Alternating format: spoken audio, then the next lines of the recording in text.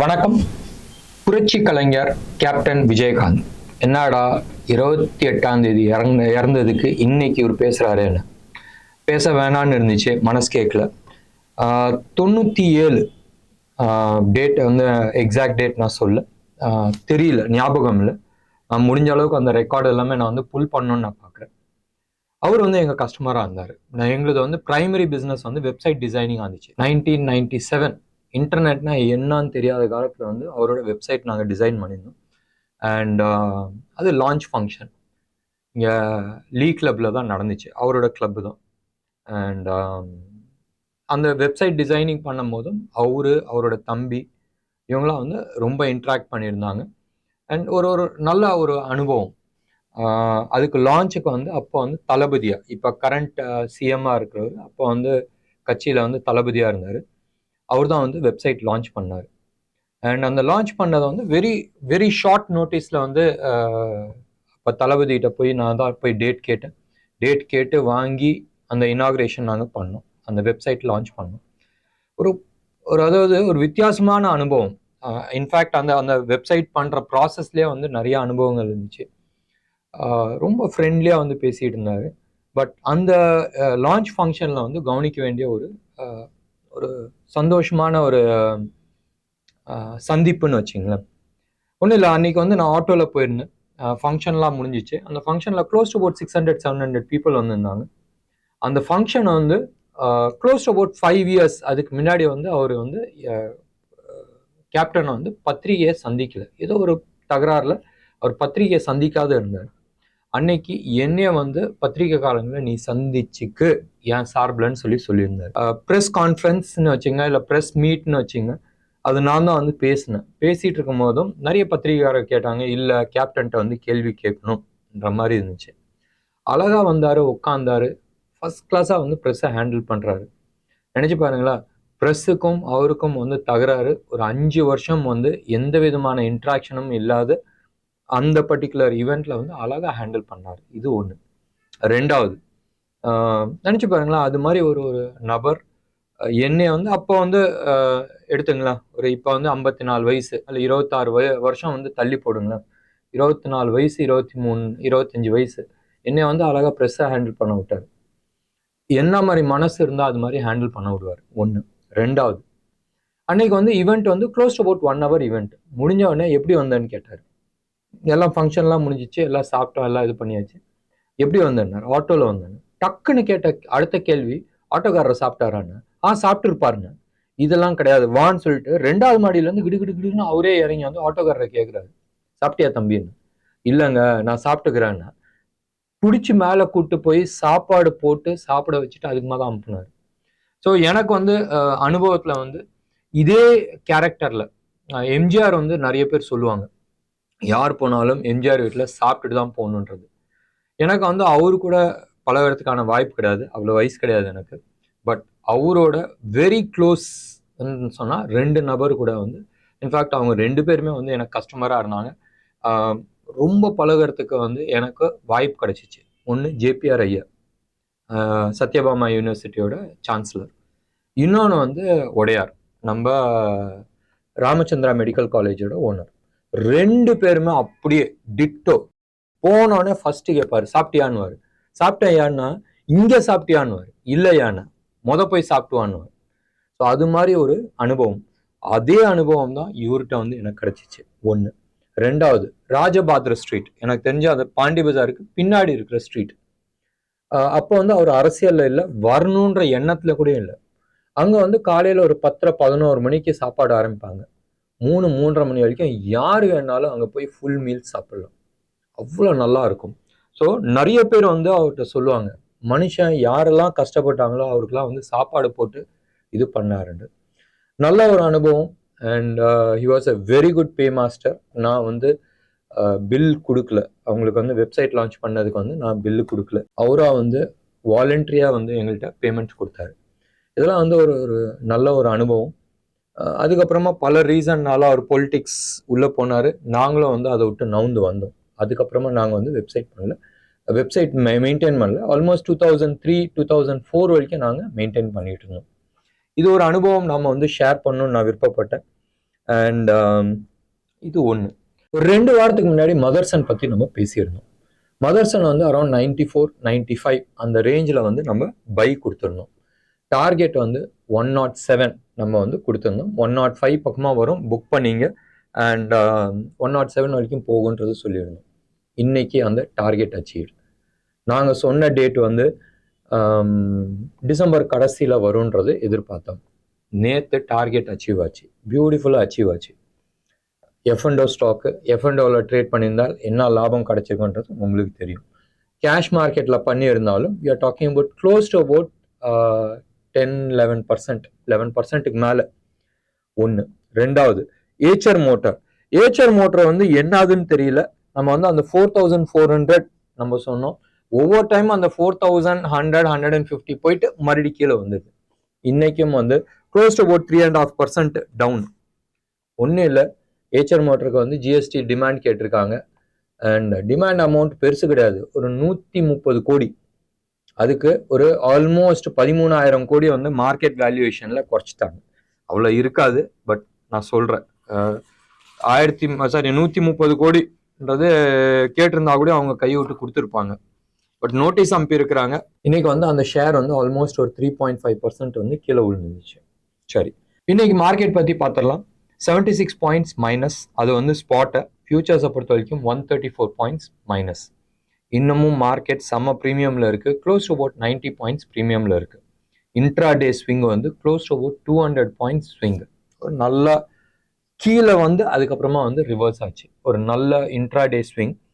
Bank நிஃப்டியை பொறுத்த வரைக்கும் இன்ட்ரா டே ஸ்விங் வந்து கேஷ் மார்க்கெட்டில் 534 கேஷ்ன்றது ஸ்பாட்டை நான் சொல்கிறேன். ஃபியூச்சர்ஸில் வந்து அரௌண்ட் 600 பாயிண்ட்ஸ் வந்து ஸ்விங் இருந்துச்சு. க்ளோஸ் ஆகும் போதும் ஃபியூச்சர்ஸ் வந்து 653 பாயிண்ட்ஸ் டவுன். ஏன் டவுன்னு நீங்கள் எடுத்துக்கிட்டீங்கன்னு சொன்னால், பேங்க் நிஃப்டியில் ஹெவி வெயிட்ஸ்லாம் இருக்கிறாங்களே, கோட்டக் பேங்க், ஐசிஐசிஐ பேங்க், இவங்களாம் வந்து ஓரளவுக்கு பெரிய நெகட்டிவாக போனாங்க. Close to about 2.5%. ஐசிஐசிஐ வந்து almost 2%. Axis bank okay flat இருந்துச்சு, அதுவும் வந்து 1% போயிருந்துச்சு. HDFC 0.5% down. ஸோ இது எல்லாமே வந்து மார்க்கெட் வந்து புல் பண்ணிடுச்சு. கெனரா பேங்க் மட்டும்தான் வந்து ஸ்லைட் பாசிட்டிவ், மீது எல்லாமே வந்து நெகட்டிவ் இருந்தது, மார்க்கெட்டை புல் பண்ணிடுச்சு. இது இல்லாத நீங்கள் எடுத்துக்கிட்டீங்கன்னு சொன்னால் டெக்னாலஜியும் வந்து இன்னைக்கு புல் பண்ணிடுச்சு. ஹெவியாக வந்து பேங்கிங், டெக்னாலஜி அண்ட் டெலிகாம், இவங்க 3 பேரும் புல் பண்ணாங்க. இது இல்லாத ஆட்டோ செக்டாரும் புல் பண்ணுச்சு. ஆட்டோ செக்டாரில் except for Apollo tyres and MRF, இவங்க 2 பேரை தவிர மீதி எல்லாமே வந்து டவுன். 2 வருஷம் பம்பர் சேல்ஸ் பண்ணாங்க, 22 and 23. ஸோ 24ல் வந்து கொஞ்சம் ஒரு மாடரேஷன் வரும்ன்ற மாதிரி சொல்லியிருக்கிறாங்க. பட் எனக்கு தெரிஞ்சு வராது. மேபி ஜனவரி விட்டுருங்களேன், பிப்ரவரி, மார்ச், ஏப்ரல் எலெக்ஷன் வருதுல்ல, எல்லாம் வட்டம் மாவட்டம் எல்லாருமே வந்து வாங்குவாங்கள்ல.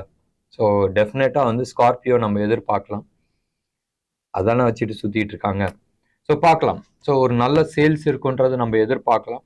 பட் அவங்க வந்து சொல்லியிருக்கிறது, ஆட்டோ அசோசியேஷனில் சொல்லியிருக்கிறது வந்து ஒரு டவுன்ஃபால் இருக்குன்ற மாதிரி சொல்லியிருக்கிறாங்க. இன்னைக்கு வந்து one of the best performers sector size நீங்கள் எடுத்துக்கிட்டீங்கன்னு சொன்னால் ஃபார்மா செக்டர் வந்து ரொம்ப நல்லா பர்ஃபார்ம் பண்ணியிருக்கு. அதுக்கு அடுத்தது வந்து டெக்ஸ்டைல். ஃபார்மாவில் வந்து லூபின், கிளென்மார்க், பயோகான் இவங்களாம் வந்து ரொம்ப நல்லா பர்ஃபார்ம் பண்ணியிருக்கிறாங்க. அதே மாதிரி டெக்ஸ்டைலை பொறுத்த வரைக்கும் ஆதித்யா பிர்லா ஃபேஷன், அதே மாதிரி நம்ம page industry. Aditya Birla almost 7.6% அப்பு. அதானே தீபாவளி முடிஞ்சிச்சு, கிறிஸ்மஸ் முடிஞ்சிச்சு, செம்ம சேல்ஸ் நடந்திருக்கும்.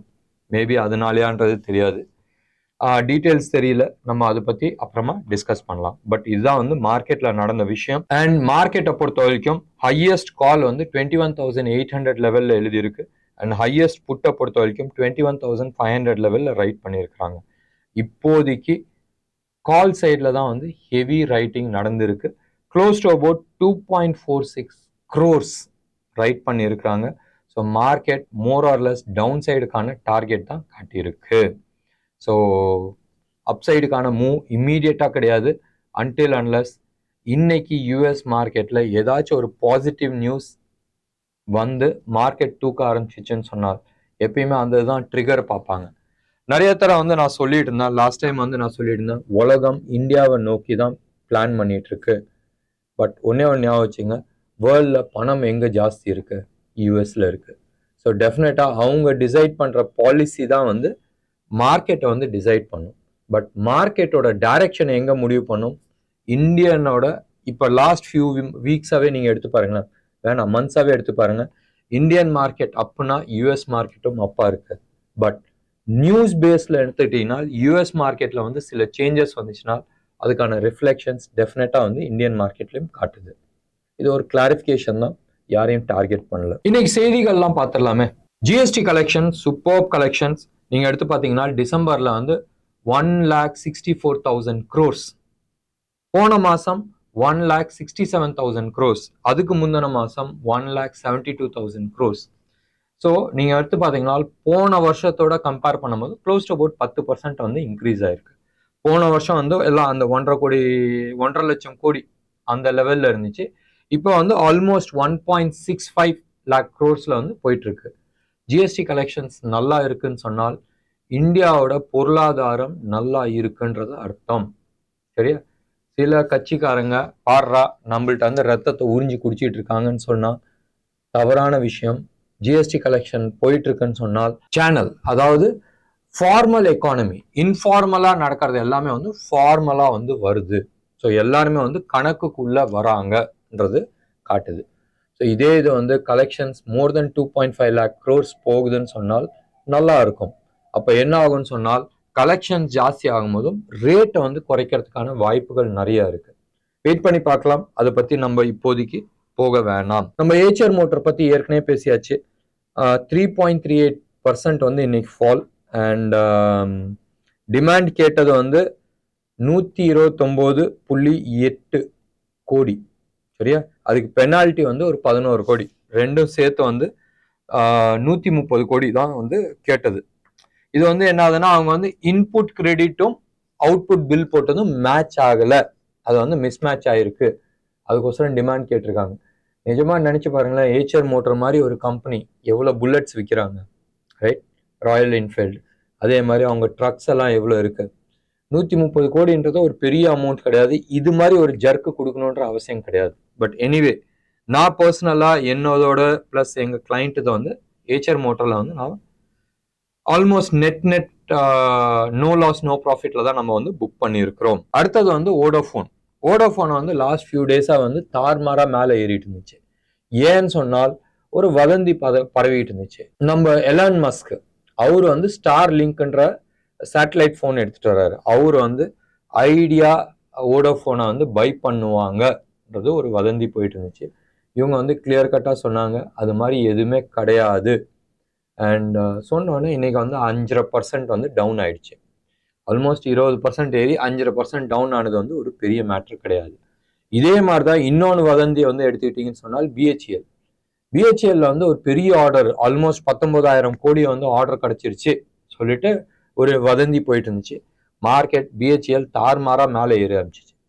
பட் இன்னைக்கு வந்து அவங்க நேற்று ஈவினிங் வந்து சொன்னாங்க ஆர்டர் நாங்கள் சப்மிட் பண்ணியிருக்கிறோம், பட் ஆர்டர் எங்களுக்கு கிடைக்கல, இன்னும் ப்ராசஸ்ல தான் இருக்குன்ற மாதிரி கிளாரிஃபிகேஷன் நேற்று ஈவினிங் கொடுத்துருந்தாங்க. இன்னைக்கு காலையில அந்த ஆர்டர் ஆல்மோஸ்ட் எங்களுக்கு கிடைச்சிடும்ன்ற மாதிரி இருக்குன்றது நியூஸ் கொடுத்தாங்க. எனிவே பிஹெச்எல் நம்ம ரொம்ப நாளா வந்து சொல்லிட்டு இருந்தோம், க்ளோஸ் அபவுட் 140 145 லெவல்லே வந்து நம்ம வந்து பை சொல்லியிருந்தோம். இன்னைக்கு 203 அந்த லெவல் வரைக்கும் போயிருக்கு, ஆல்மோஸ்ட் 4% அப்பு. இன்னொன் சைட் நம்ம எடுத்துக்கிட்டோம்னால் எஃபிஐ ஃபாரின் போர்ட்ஃபோலியோ இன்வெஸ்டர்ஸ், அதுல வந்து 2 செய்தியா எடுத்துங்க, 2ஆ பிரிச்சுங்க. ஒன்று அவங்க வந்து ஈக்விட்டி மார்க்கெட்ல இன்வெஸ்ட் பண்றது. கிறிஸ்மஸ்க்கு முன்னாடி வந்த நியூஸ் வந்து என்ன ஆகுதுன்னு சொன்னால் அவங்க வந்து 57,600 crores இந்தியன் மார்க்கெட்ல டிசம்பர் மாசம் மட்டும் இன்வெஸ்ட் பண்ணியிருக்கிறாங்க. அண்ட் வருஷம் பூரா எடுத்துக்கிட்டோம்னா க்ளோஸ் டு அபவுட் 3 லட்சம் கோடி வந்து இன்வெஸ்ட் பண்ணியிருந்தாங்கன்றது ஒரு நியூஸ் இருந்துச்சு. கிறிஸ்மஸ்க்கு அப்புறமா, அதாவது கிறிஸ்மஸ்க்கு ஒரு நாளைக்கு முன்னாடி வந்த நியூஸ் பிளஸ் இந்த டிசம்பர் 31 வரைக்கும் நீங்க எடுத்துக்கிட்டீங்கன்னு சொன்னால் அவங்களோட investment close to about 63,000 crores வந்து இன்வெஸ்ட் பண்ணியிருக்கிறாங்க. ஸோ செம்ம பாசிட்டிவான நியூஸ். இப்போ வந்து உங்களுக்கு தெரிஞ்சிருக்கும் டிசம்பர் மாதம் ஏன் பெரிய ரேலி வந்துச்சுன்றது. And most of the investments எங்கே போச்சுன்னு சொன்னால் பேங்கிங் செக்டர் அண்ட் ஃபைனான்சியல் சர்வீஸில் தான் போயிருக்கு. உங்களுக்கு தெரிஞ்சிருக்கும் ஏன் கோட்டக் பேங்கோ இல்லை ஹெச்டிஎஃப்சி பேங்கோ இல்லை ஐசிஐசிஐ பேங்கோ வந்து ரேலி அடிச்சிச்சுன்னு. ரைட், அவங்களோட பர்சன்டேஜ் நம்ம வந்து இந்த குவார்டர்லி ரிசல்ட் வரும்போது பார்க்கும் போதும் சேஞ்சஸ் தெரியும். எவ்வளோ வாங்கியிருக்கிறாங்கன்றது உங்களுக்கு ஒரு கிளாரிட்டி கிடைக்கும். இது ஒரு சைடு. இன்னொன்று சைடு நீங்கள் எடுத்துக்கிட்டீங்கன்னு சொன்னால் எஃபிஐ, அதாவது இந்த போர்ட்ஃபோலியோ இன்வெஸ்டர்ஸ் வந்து இந்தியன் டெட் மார்க்கெட்டில் பெரிய லெவலில் வந்து இன்வெஸ்ட் பண்ணியிருக்கிறாங்க. டிசம்பர் மாதம் மட்டுமே 18,000 கோடி வந்து இன்வெஸ்ட் பண்ணியிருக்கிறாங்க. இது 6 வருஷத்தில் நடக்காத ஒரு சாதனை. டிசம்பர் மாதத்தில் 18,000 கோடி. இது இல்லாத நீங்கள் எடுத்துக்கிட்டீங்கன்னா வருஷம் பூரா எடுத்துக்கிட்டீங்கன்னு சொன்னால் க்ளோஸ் டு அபவுட் 68,663 crores வந்து இன்வெஸ்ட் பண்ணியிருக்கிறாங்க. இது வந்து 3 வருஷம் ஹை. உங்களுக்கு தெரியும் டெட் மார்க்கெட்ல வந்து யூஎஸ்ல இன்ட்ரெஸ்ட் ரேட் எடுக்கிறாங்கன்னு சொன்னா இங்கேருந்து பணத்தை எடுத்துட்டு போய் அங்கே போட்டாங்க. பட் யூஎஸ்ல வந்து இப்போ வட்டி குறைஞ்சிருச்சு, நம்ம ஊர்ல அப்படியே வச்சுட்டு இருக்காங்க. ஸோ அந்த பணம் மீண்டும் இந்தியன் மார்க்கெட்ல வந்துருச்சு. நினைச்சு பாருங்களேன், போன வருஷம் இதே அமௌண்ட் வந்து இந்த 63,000 crores 68,000 crores இருந்தது. போன வருஷம் வெறும் 15,911 கோடி. இதுதான் வந்து போன வருஷம் போட்ட கேஷ். ஸோ ஆல்மோஸ்ட் 6 மடங்குன்னு வச்சுங்களேன், 5.5 மடங்கு. ரைட், 5 இல்லை 6 மடங்கு வந்து அப்பா இருக்கு. இட்ஸ் அ பாசிட்டிவ் நியூஸ் இந்தியாவை பொறுத்த வரைக்கும். ஏன்னு சொன்னால் இந்தியாவோட பாண்ட் மார்க்கெட்ல நிறைய இன்டர்நேஷனல் பார்ட்டிசிபேஷன் வரும்போதும் இந்தியாவில் இருக்கிற பெரிய பெரிய கம்பெனிஸ்லாம் வந்து பாண்ட் மூலமா கடன் வாங்கலாம். ஸோ இவங்க போய் பேங்க்ல போய் நிற்கணுன்ற அவசியம் கிடையாது. கடன் பத்திரத்தை கொடுத்து மார்க்கெட்ல வந்து வாங்கலாம். மார்க்கெட்ல டைரக்டா வாங்கும் போதும் அவங்களோட இன்ட்ரெஸ்ட் ரேட் கம்மி ஆகிறதுக்கான சான்சஸ் இருக்கு. ஒன்று. ரெண்டாவது, உங்களுக்கு அதை வந்து என்கேஷ் பண்ணணும்னு சொன்னாலும் மார்க்கெட்ல வித்துட்டு கேஷ் வாங்கிட்டு போகலாம். ஸோ அது மாதிரி ஒரு வசதி உண்டு. ஸோ பாண்ட் மார்க்கெட் எவ்வளோக்கு எவ்வளோ வந்து ஆக்டிவா இருக்கோ அவ்வளோக்கு அவ்வளோ இந்தியாவோட பொருளாதாரம் நல்லா இருக்குன்றது அர்த்தம். ஒன்னே ஒன்று ஆச்சுங்க, ஸ்டாக் மார்க்கெட் எவ்வளோ பெருசோ அது மாதிரி 10 மடங்கு வந்து பாண்ட் மார்க்கெட். ஸோ அந்த பாண்ட் மார்க்கெட்ல நடக்கிற விஷயம் நிச்சயமா வந்து கவனிக்க வேண்டிய ஒரு விஷயம். கடைசி 2 செய்தி பிஎல்ஐ பத்தி நம்ம பேசிடலாம். அதாவது ப்ரொடக்ஷன் லிங்க்ட் இன்சென்டிவ்ஸ். கவர்மெண்ட் வந்து இப்போ வந்து ஊக்கத்தை கொடுக்குறாங்களே, செல்போன் பண்றதுக்கு பண்ணாங்க, எலக்ட்ரானிக் ஐட்டம் பண்ணாங்க, ஃபார்மா செக்டர்ல பண்ணாங்க, ஆட்டோ செக்டர்ல பண்ணாங்க. அந்த ஆட்டோ செக்டர்ல ஆன்சிலரி பார்ட்ஸ் மேனுஃபேக்சரிங்க்கு வந்து 2028 வரைக்கும் நாங்கள் வந்து இந்த ஸ்கீமை வந்து எக்ஸ்டெண்ட் பண்ணுறோன்றது கொடுத்துருக்குறாங்க. செம்ம பாசிட்டிவ். இப்போ வந்து நிறைய பார்ட்ஸ் எல்லாம் நம்ம வந்து சைனாலேருந்து இம்போர்ட் பண்ணிட்டு இருக்கோம். அந்த இம்போர்ட் வந்து குறையறதுக்கான நிறைய வாய்ப்புகள் உண்டு. இதுக்கு அடுத்ததா நம்ம அதானி குரூப். என்னடா அதானி இல்லாத ஒரு செய்தியா கேட்டால், அதானி குரூப் வந்து நம்ம தாராவி, பாம்பேல இருக்கிற பெரிய ஸ்லம், இந்த தாராவியை வந்து ரீடெவலப்மெண்ட்டுக்கு வந்து அந்த கான்ட்ராக்ட்ல வந்து அதானி குரூப் கிடைச்சிருக்கு. அந்த அதானி குரூப் வந்து இன்டர்நேஷ்னல்ல இருக்கிற டாப் கன்சல்டன்ட்டை வந்து உள்ள கூப்பிட்டுருக்காங்க. ஸோ டெஃபினட்டா தாராவி வந்து ஒரு மாஸ்டர் பீஸா வரதுக்கான சான்சஸ் இருக்கு. எத்தனை பேர் வந்து தாராவியை வந்து உள்ள போய் பார்த்துருக்கீங்கன்னு தெரியாது. சினிமாவில் நம்ம வந்து பார்த்துருக்குறோம். நாயகன் ஆகட்டும், இல்லை ரீசெண்டா வந்து காலா படம் ஆகட்டும், ரெண்டுலேயுமே வந்து தாராவியை வந்து அக்கு வேறு ஆணி வேற வந்து பிரிச்சு காட்டியிருக்கிறாங்க. பட் நீங்க பாம்பே ஏர்போர்ட்ல நீங்க போனீங்கன்னு சொன்னால் லேண்ட் ஆகும் போதும் அது ஒட்னாப்ல இருக்கிறது பூரா தாராவி தான். நல்லா இருக்கும். உள்ள வந்து ஒரு பெரிய இண்டஸ்ட்ரீஸே இருக்கு. நீங்க உள்ள போகும்போது அது வந்து ஒரு தனி அனுபவம். நிறைய தடவை விசிட் பண்ணியிருக்க வாய்ப்பு கிடைச்சிச்சு. அண்ட் ஆஸ் ரீசென்ட்லி ஆஸ் 2021 கூட நாங்கள் வந்து விசிட் பண்ணியிருந்தோம். குட். ஸோ தாராவி வந்துச்சுனால் நல்லா இருக்குன்றத நம்ம எதிர்பார்க்கலாம். என்ன நேர்களே, இன்னைக்கு ப்ரோக்ராம் உங்களுக்கு பிடிச்சிருந்துச்சுன்னா லைக் பண்ணுங்க, ஷேர் பண்ணுங்க. டெஃபினட்டா அவங்களோட கமெண்ட் பாக்ஸ்ல கொடுங்க. நன்றி, வணக்கம்.